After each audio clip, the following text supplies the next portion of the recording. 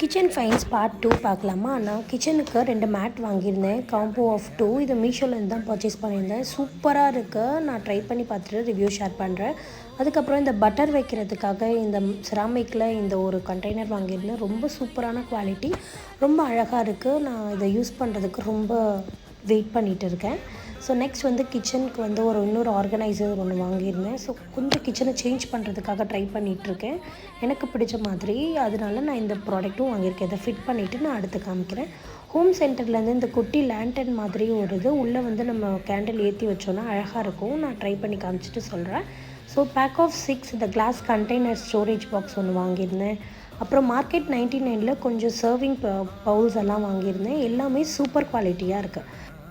இந்த மாதிரி வீடியோஸ் வேணும்னா என் சேனலை ஃபாலோ பண்ணுங்கள். தேங்க்ஸ் ஃபார் வாட்சிங்.